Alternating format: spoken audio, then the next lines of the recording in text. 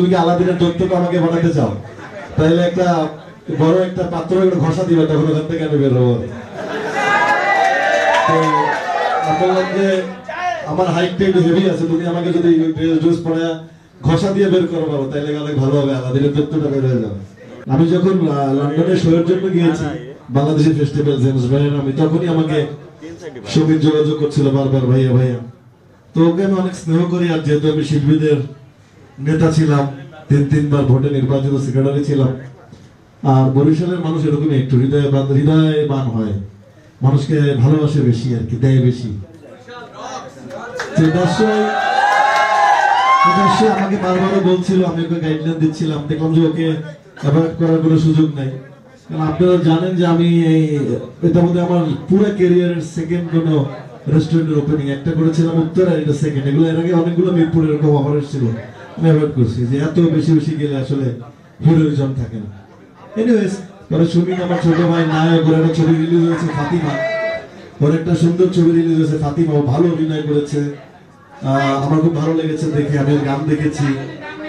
তো ওর জন্য ভীষণ শুভকামনা। ও আমাকে এমন ভাবে বলছিল, আমি বললাম যে সুমিত তুমি তাহলে বলো 5 তারিখ, আমরা 5 তারিখে আমি রওনা দিব লন্ডন থেকে, তুমি পাবা না আমাকে, তুমি দেখো যদি 7-8 করতে পারো তাহলে আমি একদিনের জন্য হলে করে দিতে পারি। আর এসে জানি আমি জেটলগ কাটবে না, আসলে কাটছে না। আসার পরে 2 দিন আমি টোটালি রাতে ঘুম আসে না, কারণ এখানে যখন রাত, লন্ডনে তখন সন্ধ্যা হয়, আর লন্ডনে 16 দিন অনেক সময় ছিলাম। তো যখন ওখানে ঘুমায়, যখন ওখানে সকাল 7-8টা হয়, তখন ঘুমের সময় হয়, খুব কষ্ট করে পাচ্ছি না মিলাতে। তো আলাদিনের বললো, ভাই আপনি আলাদিনের, তুমি কি আলাদিনের দৈত্যকে আমাকে বানাতে চাও, তাহলে একটা বড় একটা পাত্র ঘষা দিবে, তখন ওখান থেকে আমি বের হবো। তো বললাম যে আমার হাইটটা একটু হেভি আছে, তুমি আমাকে যদি ড্রেস পরে ঘষা দিয়ে বের করো পারো, তাহলে অনেক ভালো হবে, আলাদিনের দৈত্যটা বের হয়ে যাবে। আর আমাকে আমার মিডিয়া ম্যানেজার এসেই বললো, ভাইয়া এত সুন্দর রেস্টুরেন্ট, এত সুন্দর, আমার আসলে কি যে কাজটা করি আগে দর্শনদারি, তারপরে গুণ বিচারি। First side is the best side, প্রথম দেখেই ভালো লাগছে ঢুকেই যে আলাদিন রেস্টুরেন্ট এত সুন্দর দেখতে, এবং ইয়াং মানুষ এখন সামনের দিকে পৃথিবীকে এগিয়ে নিয়ে যাচ্ছে। এই ইয়াং ছেলেগুলো যখন এক হয়েছে, ওরা নিশ্চয়ই ভালো কিছু করবে আমার বিশ্বাস। আমি যখন জোহরের নামাজ পড়ছিলাম, তখন আল্লাহ কাছে বলছিলাম, আল্লাহ যেন ওপেনিংটা ভালোভাবে হয়। তার কিছুক্ষণ পরেই দেখি যে ঝড় শুরু হয়েছে, এবং আল্লাহ কি চাইলো না।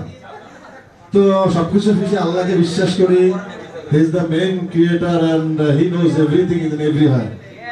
তো যখন আমি সাংবাদিকদের ভাইয়ের কথা চিন্তা করছিলাম যে না কষ্ট করে কেমনে আসবে, মানে আজকে আমি যতটুকু পপুলার সারা পৃথিবী চেনে, যে বলছিল বাচ্চা থেকে বাচ্চারাও ডিগবাজি দেয় আমাকে দেখে দেখে, বাচ্চারা আমার বিড়ির গানের সাথে সাথে দেখি লন্ডনে নাচতেছে। তো যখন আমি লন্ডনে গেলাম, প্রথম দিন আমি লন্ডনে বৃষ্টি পারফর্ম করতে পারিনি, শুধু জেমস ভাই উৎসের নামছে, আমি উৎসের নামছি। তো পাবলিক টিকিট কেটে সেকেন্ড দিনও আসছে, আমি বললাম যে সেকেন্ড দিন কেন আসছেন, বললো কালকে আমরা ডিগবাজি মিস করছিলেন, আজকে দেখতে আসছি। তো প্রথম দিন বৃষ্টির জন্য ডিগবাজি দিতে পারেনি, প্রায় 20-25 হাজার বাঙালি, বৃষ্টি প্রচুর।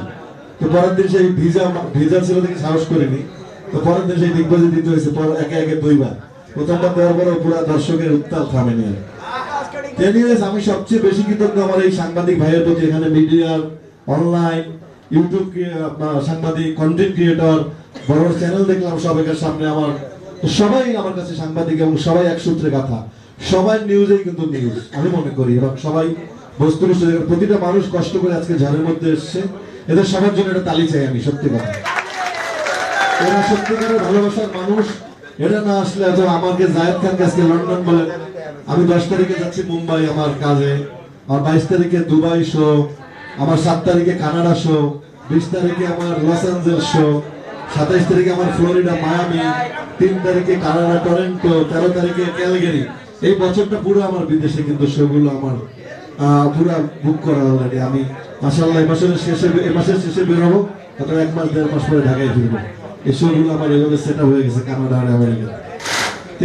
সবচেয়ে বড় কথা হচ্ছে কি, আমি সুমিতের ডাকে এসে ভালোই লেগেছে, এবং আজকে ঝড় দেখে মন খারাপ হয়েছিল, বাট এই সাংবাদিক ভাইরা যারা আসছে, এবং এত সাংবাদিক, সুমিতকে বললাম বাংলাদেশের বাকি আছে কি, পুরাই তো চ্যানেল এখানে, তো সবাই কষ্ট করে এসছে, আমাকে ভালোবাসে, আমি সবার কাছে কৃতজ্ঞ, আমার ভাই সবাই আমার শুভাকাঙ্ক্ষী, সবাইকে ভালোবাসি, কারণ আপনাদের এই নিউজ বা আপনাদের এই নিউজ ছাড়া আজকে সারা পৃথিবী আমাকে চিনতো না, শোয়ের জন্য তো ডিমান্ড হতো না, এই কত কষ্ট করে আমাকে বিদেশে নিয়ে যেত না অর্গানাইজাররা। তো আলহামদুলিল্লাহ, এবং এটা ঠিক আমি চেঞ্জ করে দিয়েছি। আগে শুনতাম শুধু শিল্পীরা গান করতে চায় বিদেশে, আমি কিন্তু শিল্পী সমিতিতে থাকা অবস্থায় শিল্পী সমিতির ধারা চেঞ্জ করে দিয়েছিলাম। শিল্পী সমিতি বলতে কিছু আছে, এটা পৃথিবীর মানুষের কাছে কিন্তু আমি প্রথম বিষয় আমি পরিচয় করে দিয়েছিলাম। এরপর থেকে শিল্পী সমিতি নিয়ে এত আলোচনা, শিল্পী সমিতি নিয়ে মামলা মকদ্দমা, চেয়ারের জন্য দখল করা, কত কিছু হয়েছে এটার মধ্যে লোভ লালসা করা। কারণ যে জিনিস বেশি আলোচনায় থাকে ওটা ঢিল পড়ে বেশি, যেটা আলোচনা নাই ওটা কেউ টানে না। এরপরে কিন্তু পৃথিবীতে আমি এই বিভিন্ন দেশ ঘুরে নায়করা যে পারফর্ম করতে পারে, আগে সবাই ভাবতো নায়করা কি করে, তো অভিনয় করে, স্টেজে কি করবে। আমি প্রমাণ করছি বিদেশে ঘুরে ঘুরে যে নায়করা পারফর্ম করতে পারে, সেখানে মানুষ বিনোদিত হয়। লন্ডনের ইতিহাসে প্রথম করে বাঙালি নায়ক, লন্ডনের ইতিহাসে প্রথম করে বাঙালি লোক 20-25 হাজার মানুষের সামনে পারফর্ম করছি। জেমস ভাই আমাকে মানে অ্যাপ্রিশিয়েট করেছে, এবং সেখানে বা শিল্পীদের ভিড়ে একমাত্র আমি নায়ক পারফরমেন্স করেছি সেখানে।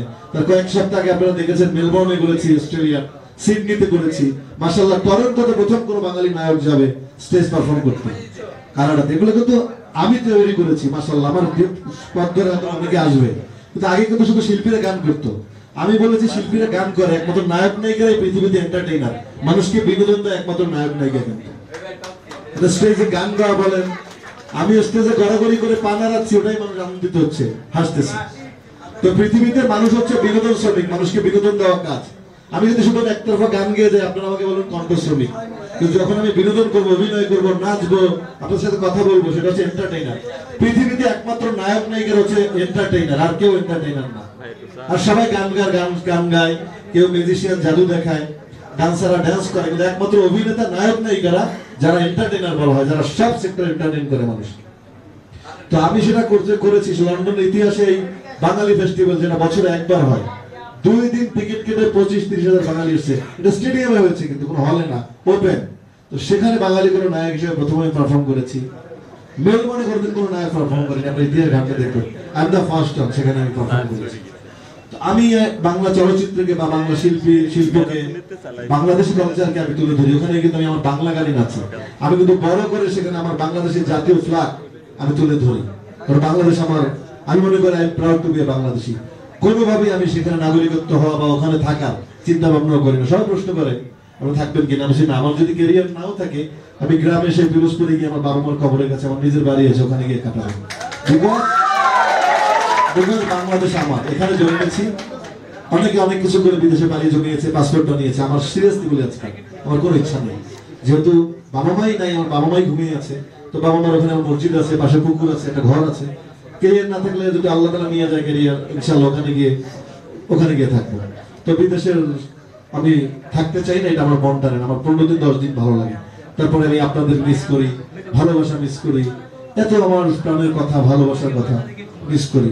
আমার দেশ সুন্দর, যদি অনেক সময় মানুষগুলো ব্যাড পলিটিক্স করে, সামনে গেলে পেছন থেকে টানে, অহেতুক সমালোচনা, যারা বিদেশে নাই। আপনি একটা গাড়ি কিনলেন, বিদেশে দেখে বলে ওয়াও নাইস কার, আর এখানে নামের জন্য দুদুকে চিঠি দেওয়া, যে আজকে আপনি গাড়ি কিনলো, কবে এটা বের করতে হবে। দিস ইজ দ্য মেন্টালিটি আমাদের বাঙালি। এনিওয়েজ, এর মধ্যে চলতে হবে, এর মধ্যে এগোতে হবে, এর মধ্যে আল্লাহ তাআলার প্রতি বিশ্বাস রাখতে হবে, সৎ থাকতে হবে। আমি এত জোরে কথা বলি বিকজ আমার সৎ আর অনেস্টি আমার মধ্যে, আমি কোনো খারাপ কাজ, 2 নম্বর কাজের সাথে আমি জড়িত না। এই জন্য আমি আমার জোরে কথা বলতে পারি। আমার এই জন্য ভালোবাসা বেশি, আমার বাবা মার দোয়া আমার সাথে, আমি নামাজ পড়ি, আমি আল্লাহকে বিশ্বাস করি। যারা কোনো বিশ্বাস করে, আমি লন্ডনের প্রতিটা শোয়ের আগে আমি নফল নামাজ পড়ে আমি গিয়েছি সত্যি করতে, যেন আল্লাহ তাআলা আমার সম্মান নিয়ে ফিরিয়ে আনে। তো সম্মান দেওয়ার মালিক আল্লাহ তাআলা, সম্মান নেওয়ার মালিক আল্লাহ তাআলা। আজকে এই পপুলারিটি, এই ক্যামেরা, একদিন আমার সামনে ক্যামেরা নাও আসতে পারে, it's a matter of second, সব পরে আল্লাহ। তো বিশ্বাস করি আল্লাহকে, কাজটাকে ভালোবাসতে হবে, সৎ থাকতে হবে, আর পরিশ্রম করতে হবে, এর কোনো বিকল্প নেই। আজকে সেই পরিশ্রম দিয়ে মনে হচ্ছে আলাদিন রেস্টুরেন্ট, এই জেনারেশনরা তাদের এই সতের মাধ্যমে এই সুন্দর এই রেস্টুরেন্টে তুলে ধরেছে। আমি বিলিভ করি প্রতিটা মানুষ কষ্ট করলে আলাদিন রেস্টুরেন্ট একদিন অনেক বড় কিছুতে পরিণত হবে ইনশাআল্লাহ। আর আপনাদের কাছে অনুরোধ, আপনারা যে কয়জন আছেন এইটাই তুলে ধরবেন আলাদিন রেস্টুরেন্টে, কারণ এই টাকাটা ওরা দেশের মানুষের টাকা দেশেই থাকবে, ওরা এখান থেকে বিদেশে নেবে না। আমি মনে করি প্রতিটা মানুষ যারা আসছেন শুধু আলাদিন রেস্টুরেন্টের কথাটা সুন্দরভাবে প্রচার করবেন। কয়েকটা উদ্যোক্তা আজকে ওরা চুরি করতে পারতো, চিন্তাই করতে পারতো, খারাপ কাজে জড়িত হতে পারতো, তা না করে ওরা টাকা জমিয়ে একটা সুন্দর রেস্টুরেন্ট করেছে, উদ্যোক্তা হয়েছে। স্বাবলম্বী হওয়ার চেষ্টা করেছে। আশা করি শাখা অনেকগুলো ছড়িয়ে পড়বে সারা ঢাকা শহরে, এবং সেগুলো আমি ঘুরে ঘুরে ওপেনিং করবো, সেই আশা এবং সেই স্বপ্ন দেখি। আলাদিনের আজকের এই শুভ উদ্বোধনের শুভেচ্ছা আলাদিন এগুলো ব্রাঞ্চ হবে, ভালো ভালো খাবার পরিবেশন করবে সেই প্রত্যাশা আমারও। আমি প্রশ্ন উত্তর করে শেষ করে তারপরে কেকটা কাটবো। তো আমি সবার জন্য আবারও হতে পারে মুম্বাই, ঈদের খুব একদিন আগে আসবো। আমি এসে আবার 2 দিন থেকে ঈদের পরের দিন চলে যাবো দুবাই। 22 তারিখে বড় একটা বাংলা কার্নিভাল আছে শো, সেখানে অবশ্যই বাংলাদেশি সংস্কৃতিকে রিপ্রেজেন্ট করি সারা বিশ্বে ঘুরে ঘুরে। আপনাদের সাপোর্ট চাই, আপনাদের ভালোবাসা পাই। Without you people I am nothing, honestly I am speaking. Without you, without journalist Zayed Khan is nothing. আপনাদের সবার প্রতি ভালোবাসা, কৃতজ্ঞতা, আমারও অনেক অগ্রিম ঈদের শুভেচ্ছা। ঈদ মোবারক। ভালো থাকবেন, নিরাপদে থাকবেন, সুস্থ থাকবেন, আমার জন্য দোয়া করবেন। Thank you very much.